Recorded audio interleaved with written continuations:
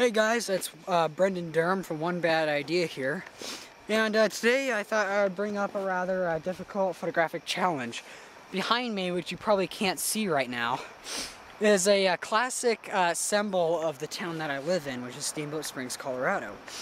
And if you know the place, you've probably seen it on like postcards and things like that, except for during daytime. Basically is we got the ski area that's back there behind me, and then right in the foreground up here we've got a old barn, and it's very classic because you can't see any of the city that's behind it, and all you see is the barn and the ski area. So it's a very classic photo, but you never see it at nighttime. Now I've tried photographing this a couple of different times, like once when there's fireworks. That didn't go so well because they kept the night skiing lights on during the fireworks, so you know. And then once during the morning, which turned out pretty well. So tonight we're gonna try this. It's supposed to be pretty clear, but it looks like there's some high altitude clouds there kind of hazing it up. So it's still darkening up a little bit, so we're just gonna see and hope that it goes all right. Real quick, I'm gonna talk about my camera settings. Right now, I really want the stars, if they ever show up, to be as clear as possible. So right now I've got it at 30 seconds, which should be good so you won't get any movement in the stars. Got f3.5, which is my lowest aperture I can have, and so I can really bring out the stars as best as I can. I got ISO 6400, which is the highest my camera goes. Now I'm kind of iffy because I have experience with 6400 at nighttime, a lot of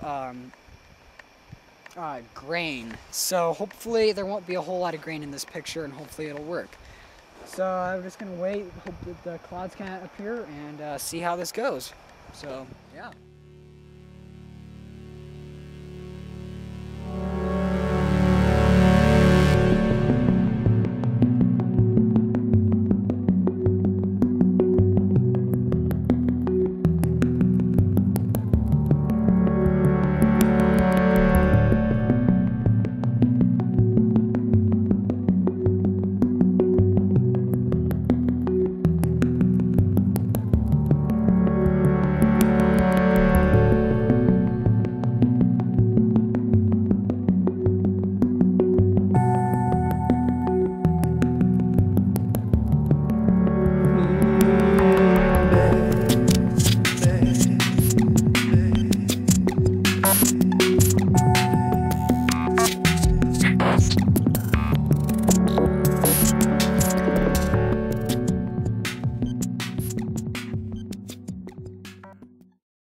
So, we're waiting here for an hour and a half maybe, and it's actually starting to clear up. I'm starting to get stars here. They're taking test shots.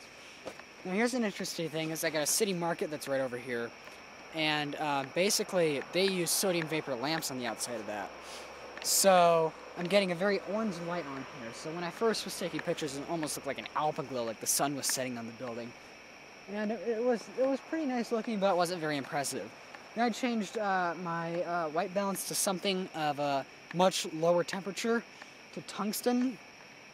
And so basically what that did is it put a layer of blue on the picture and just took that orangeness from the sodium vapor lamps and made it a perfect white. And the stars and the clouds in the background, it turned them into a beautiful bluish color. So experiment with that, and it really depends on what kind of light sources we have around. Also, I've got a crescent moon that's over here, and that's supplying just enough light to light up the ski area behind me and kind of the foreground in here too. But I think most of the light for the ski area is probably coming from the city lights throughout the town. So I'm thinking maybe 10, 15 more minutes, and I think it should start clearing up. Looks like it's moving that way. The clearness is back behind me. It's moving that way. So hopefully it should work. So fingers crossed. Okay, so finally the clouds did clear up, and I got a little overexcited and kind of took pictures and got away from making the video. But that's alright, I'm going to finish up the video in the comfort of my home where it's nice and warm. So before the clouds actually did lift, I did some different things, and this is one of my favorite ones. I did some light painting, and since I live in a ski town named Steamboat, I figured ski Steamboat would be something pretty good to paint out. So I went ahead and did that. Now I used a small little flashlight with some little LEDs that I had laying around just to color the light just a little bit, and to diffuse it a little. And that worked pretty well, just to add a small little bit of color. I had to stomp out a little walkway through the powder so I can actually walk and make the letters without falling all over the place. And so I got that done. That worked out pretty well. Now this was a pretty long exposure. I used a aperture of 3.5 so I could let in a lot of light, and a 67-second exposure. Now when I actually put this in on the camera, I put it on bulb. And so basically what I did is, when the shutter opened, was when I started making the text, and when it closed was when I finished. So I just automatically did that myself. My ISO is 1600 just to darken it up a little bit from the 6400, and 18mm lens was used just so I can get as much of the scene in as I can. So I'd say that worked out pretty well. Okay, now this photo was the one that I was really aiming for. Now in the beginning of the video when I was describing camera settings, this is the photo I was preparing for. So I'll go over the settings again. It's a aperture of 3.5, 30-second exposure, ISO 6400, 18mm. So basically is I have all my camera settings basically as open as they go, so I can let in and absorb as much light as possible to bring out even the faintest little stars. And I also used 18mm, that way I can get as much into the frame as possible. And that worked out pretty well. Now I used 30 seconds, I mean I could go much longer. But I used 30 seconds because if you get any longer than 30 seconds, you actually start getting movement in the stars. You'll start getting star trails. And if you actually look closely at the stars, you'll see they are kind of oval shaped, so maybe this might be a little too long. But I think for what I was trying to accomplish, I think it worked pretty well. So I do believe that this photo was a success.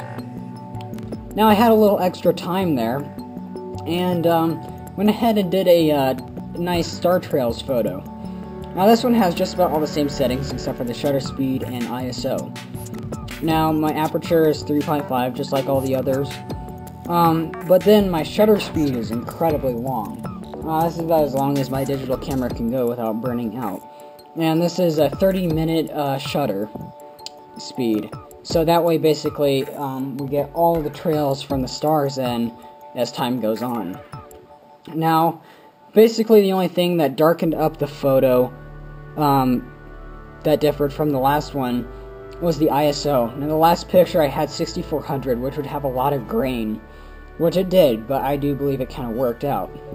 But this one, to make sure I didn't have any grain at all, I went ahead and used an ISO of 100, and that helped darken up the picture since we had such a long shutter speed, and it helped to reduce the grain as much as I can. So that all kind of came together perfectly. And when doing such long exposures, it's kind of guessing, because you can't use a light meter or anything. You're kind of predicting, and you have a lot that you can mess up. So it's pretty hard to do stuff like this. And once again, I used an 18mm lens just so I can get as much of the landscape in as possible. So that's all I have today. Be sure to subscribe to our YouTube page and like the video and leave any comments if you would like to. Also, I have two Facebook pages, one for our videos, which is One Bad Idea, and also one for my photography, which is Brendan Durham's Photography. And also check me out on Flickr as Brendan Durham. So that's all for this video. I hope to see you again in the next video, so stay tuned.